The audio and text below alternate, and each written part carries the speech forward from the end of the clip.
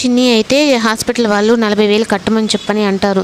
ఇంకా కట్టలేదు అంటే మేము ట్రీట్మెంట్ అయితే ఇవ్వము అని చెప్పని చిన్నితో చెప్పడంతో అప్పుడు హాఫ్ టికెట్ చిన్ని అయితే ఇద్దరు ఆలోచించుకుంటారు. ఇప్పుడు మనకు డబ్బులు ఇచ్చేది ఎవరు, ఆ మేడం రాధిక మేడం కూడా లేదంట, ఏం చేద్దాం హాఫ్ టికెట్ అని చెప్పని ఇద్దరు టెన్షన్ పడుతూ ఉంటే ఒక స్కూటీ అయితే వచ్చి చిన్నిని గుద్దుకుంటుంది. అప్పుడు ఆ స్కూటీలో ఉండే ఆమె అయితే చిన్నిని కనిపెట్టేసి, చిన్ని నువ్వు బాగున్నావా అంటే, నాకు అయితే మీరు గుర్తులేదు అంటే, నువ్వు జైల్లో అదే డ్రాయింగ్ వేసావు కదా, ఆ అమ్మాయిని నేను ఆ రోజు ఫోటో తీసుకున్నాను చూసావా అంటే, అప్పుడు చిన్ని గుర్తు తెచ్చుకొని అక్క బాగున్నారు అక్క అని చెప్పి అంటుంది. నేను డ్రాయింగ్ కాంపిటీషన్కి వెళ్తున్నాను, నువ్వు ఎలా డ్రాయింగ్ వేస్తావు కదా, అక్కడ గెలిస్తే 75,000 ఇస్తారు అని చెప్పని చిన్ని చెప్పడంతో అప్పుడు హాఫ్ టికెట్ని నువ్వు నాన్న దగ్గరికి వెళ్ళు, రాజు దగ్గరికి వెళ్ళు, నేనైతే గేమ్కి వెళ్ళేసి వస్తానని చెప్పని చిన్ని అయితే అమ్మాయితో కూడా కలిసి వెళ్తుంది.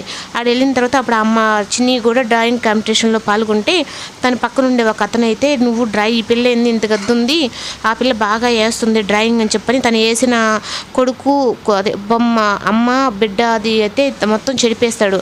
చెరిపేసిన తర్వాత మళ్ళీ దీన్ని ఏం చేయాలని చెప్పని చిన్ని అయితే ఆ చెరిపేసిన దాంట్లోనే కొంచెం తన తెలివితేటలు ఉపయోగించి మళ్ళీ డ్రాయింగ్ అయితే గీస్తుంది.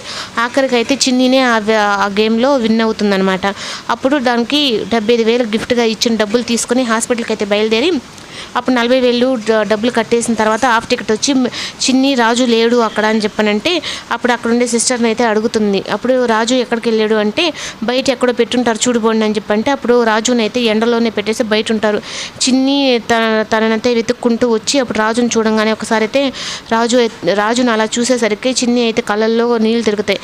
తను నా నానే అయినా చెడ్డవాడైనా కానీ నా ఫ్రెండ్కి తను చాలా మంచివాడు, ఏంటి ఇలా పరిస్థితి వచ్చిందని చెప్పని టెన్షన్ పడుతుంటుంది.